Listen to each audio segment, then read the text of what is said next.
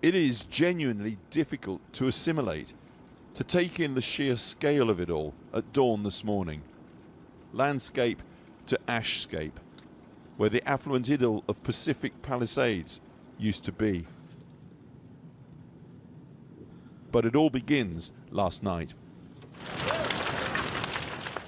Multiple wildfires raging out of control tonight, fueled by hurricane-force winds.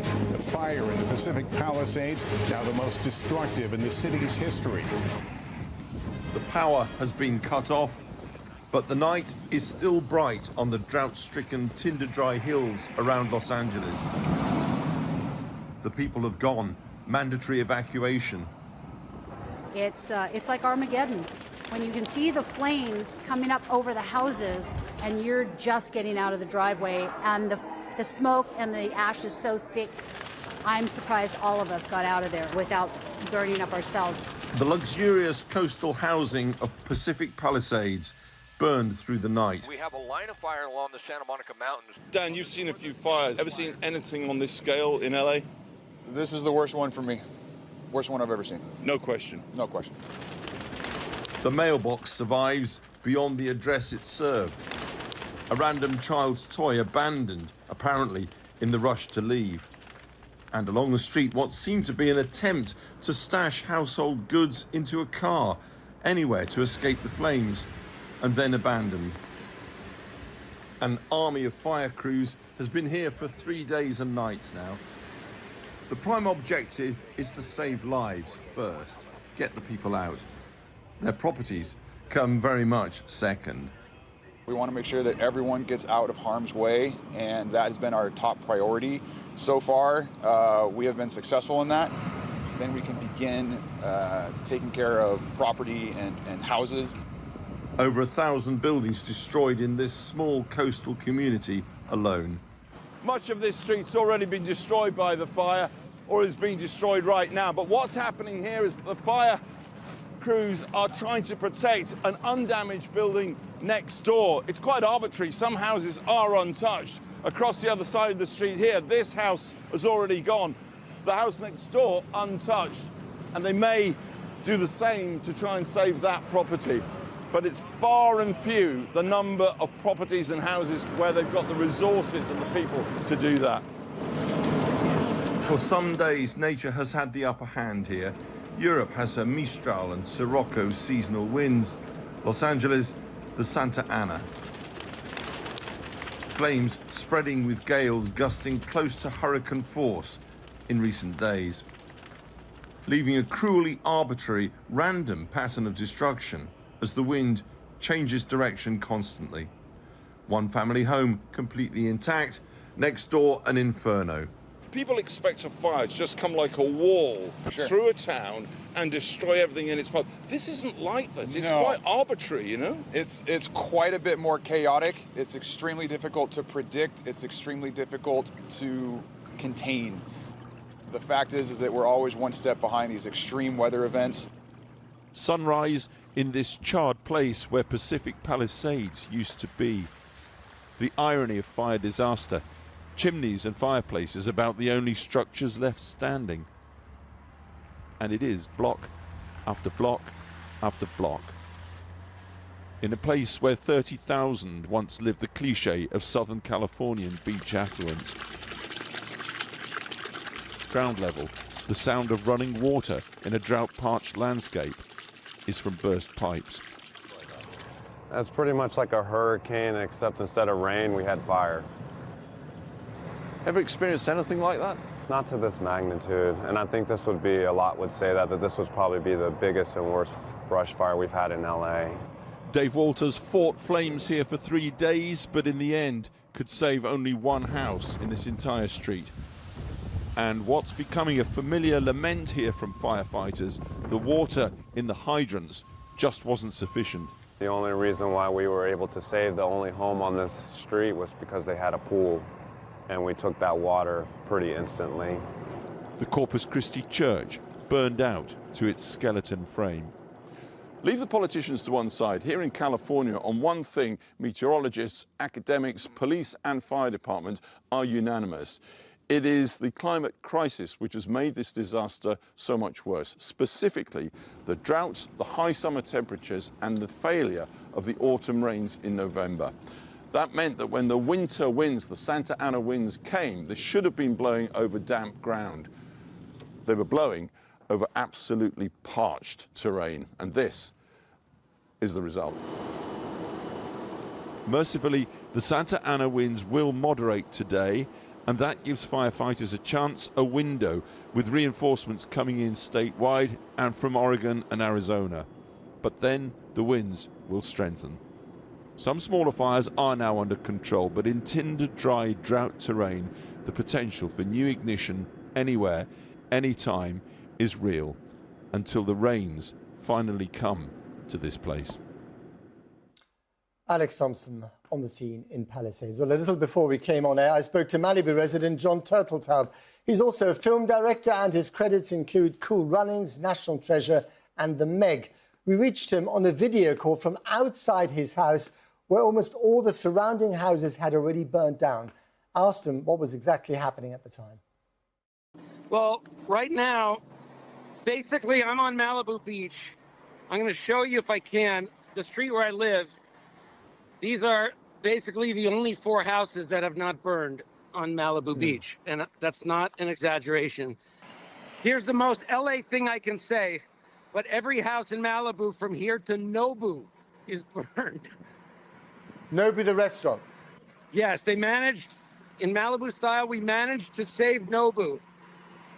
And what about your house? Is your house still standing, or has that been reduced to ashes? The house is still standing, thanks to neighbors working literally 36 straight hours, and we're not out of the woods yet. All these houses, as you can see, the fire department's here. There's constantly little flare-ups and smolders, and embers come and reignite the fire. I know it's loud here, but I'm going to try to show you, like... Okay, I can see that destruction, yes. And the destruction that you've just shown us, John, how quick was that? How many hours or days did that take? Oh, the houses came down very quickly. Probably in a matter of 3-4 hours, 100 houses were gone. What's it going to be like, John, living in that neighborhood, assuming that your house survives the flames, when all the other houses have just gone? If the house makes it, I'm not even sure there is a neighborhood to live in. We'll be on a little street with 4 houses, and it'll be the only 4 houses for miles and miles. And I don't know that we will stay, even if we do save the house. John, you're in the movie business. You're a storyteller. You're living amongst storytellers and, you know, in the factory of people's dreams and nightmares in Hollywood. I mean, what does this do to you as someone who tells stories when the reality is so much more stark and miserable than perhaps most things you could have imagined? I have to tell you, this fire is worse than anything anyone thought would happen, anything we dreamed up. I don't think the country, the state, the world realizes whatever you're seeing, it's much worse. I don't know. I mean, LA will recover, but this is going to take a huge amount of work and time and money like no one can believe to offset what's happened. Tell us about, well, what are we looking at right now? Who used to live there? Okay, right here, this is several homes gone. The people who live in these houses tend to live here for years and years and years.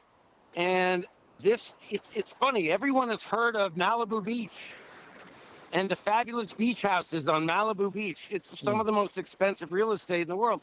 There is none anymore. It is 100% gone. John, we're going to have a president in the 10 days' time who is famous for being a climate change skeptic, possibly even denier. What message does this fire, this catastrophe, send to him? First of all, you said, we're going to have a president. No, you're not. We're going to have a president. You're going to be fine.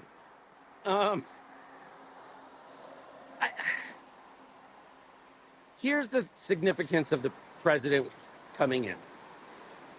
People are afraid to say nasty things because he has said, if you're nasty, we're not going to send you help. That's crazy. That's what has happened here. So is climate change the reason? I don't know. Probably, but I don't know. I can sort of sense that there's a little sense of, oh, a bunch of rich people lost their houses. Yes. I don't know if they're rich anymore, but this is an icon of Los Angeles and California, and not here, Pacific Palisades, and it's still moving. It's still going. People need help. John, thank you very much indeed.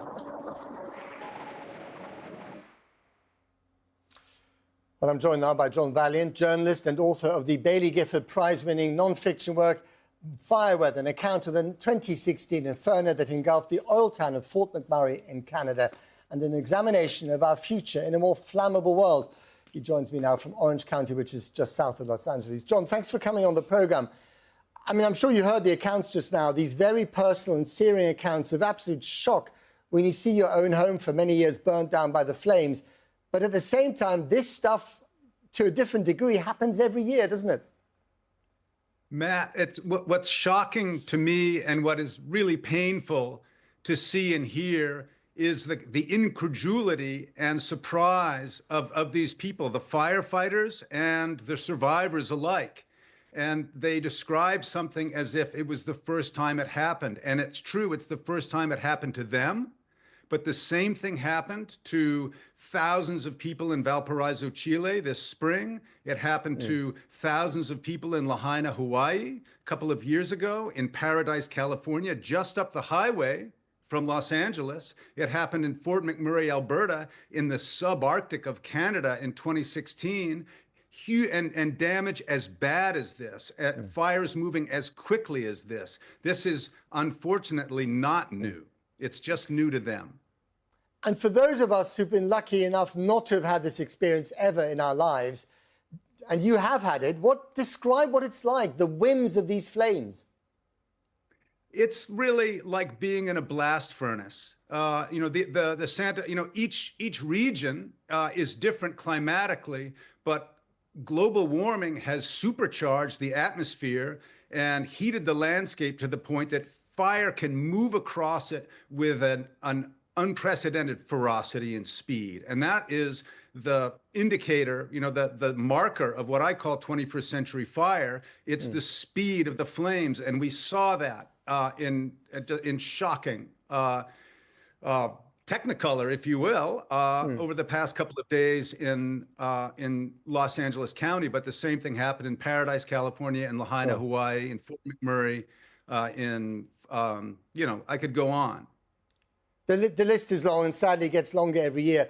Now, of course, the political blame game is inevitable. You know, many people are pointing fingers at Donald Trump, who's about to move into the White House, saying, you know, he is a climate change denier or skeptic and worse will happen under him. And he's pointed the finger right back at California and the governor, Gavin Newsom, saying, you guys weren't prepared for this kind of fire. Who's right? The cynicism of weaponizing and politicizing a global problem is, you know, frankly, criminal. Enormous harm is going to be done by this, enormous damage. It will divide the country even further. And it is also, frankly, he's not the president yet, but it is unpresidential to speak in this way when a nation that is the fifth largest economy in the world, namely California, is in crisis. People have been killed, and it's a nation-dividing rhetoric, and there's no benefit to it. Even the parties, even the winning parties, you know, will not benefit from it in the end, because this is a global We're looking at problem. pictures now of Los Angeles, you know, in a terrible state. I mean, is there anything that the state authorities in California could have done, should have done, that they didn't do to prevent this? So there is, where all of us are living in a kind of a certain amount of psychological fantasy. And that is the status quo of our normal lives. And despite the fact that California is a famously flammable state, the residents of Los Angeles County who live in steep, flammable hillsides imagine that they might somehow magically be impervious to this. It's a fire-prone landscape.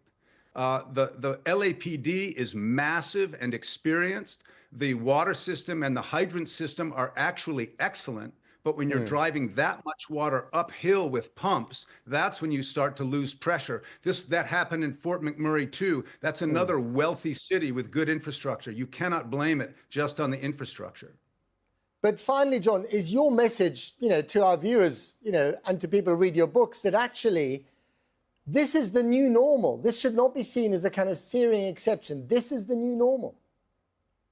As long as governments and the financiers and banks who enable them stay loyal to the petroleum industry, this is going to be repeating itself over and over again in more and more extreme forms.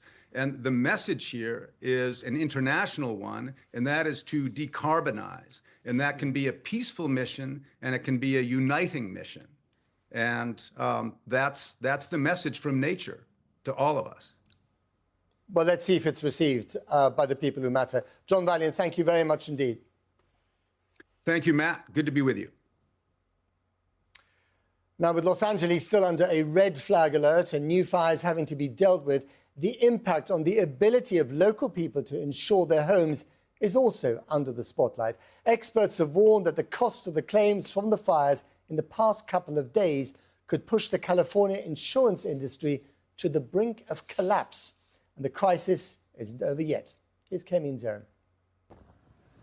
So much for the Golden State. From the Pacific Coast Highway to Malibu, wildfires continue to ravage America's wealthiest state.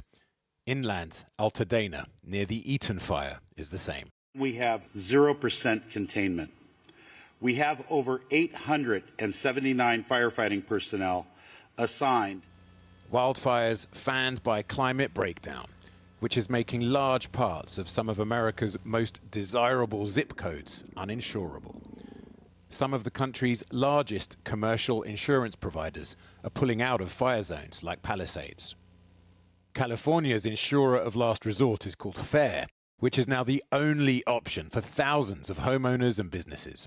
FAIR says it has nearly $37 billion of exposure across Southern California alone. Industry analysts fear losses from these fires will be between $6 and $13 billion.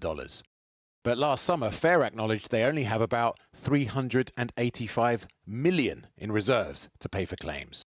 To cover that huge gap, the cost of insurance for everyone will inevitably go up. And it's not just wildfires. Insured losses from natural disasters across the USA are skyrocketing. 2009 to 2016, losses generally stayed well under $60 billion a year. But 2017 to 23, it's only dropped below $60 billion once. 2025, what used to be some of LA's most expensive homes. What a start to the year. But what happened there, I don't think there's anything that I've ever seen quite like it. And the insurance companies are going to have a big problem because you're talking about big, big dollars. But could it become Trump's problem? Motto, drill, baby, drill. A California Senate Budget Committee report published only last month was titled, "The Climate-Driven Insurance Crisis is Here and Getting Worse." Remember the financial crisis of 2008? The report warns it could happen again, urging huge reductions in carbon pollution. The impact of climate breakdown is increasingly being felt by the wealthy as well as the poor, from hurricane-prone Palm Beach in the east, which happens to be MAGA central, to liberal California on the west. We woke up in the morning and our house, which is near the beach, just smelled of smoke. Geopolitics analyst Sean West had to evacuate his Santa Monica home. Do you think the fires in California might have any impact on the president's energy and, more importantly, climate change policies? I think the president's energy and climate change policies are pretty well fixed, and he campaigned on being very pro-drilling, very pro-fossil fuels, very ESG. I don't think this environmental catastrophe, any more than the hurricanes that we experience and things like that, even if the frequency of these events we can acknowledge it's happening more frequently, I think the political views on it are fixed. Meanwhile, fires and hurricanes mean more and more wealthy Americans, not just in California, but in Republican Texas and Florida too, are finding their premiums spiral out of reach. People with influence, people who vote.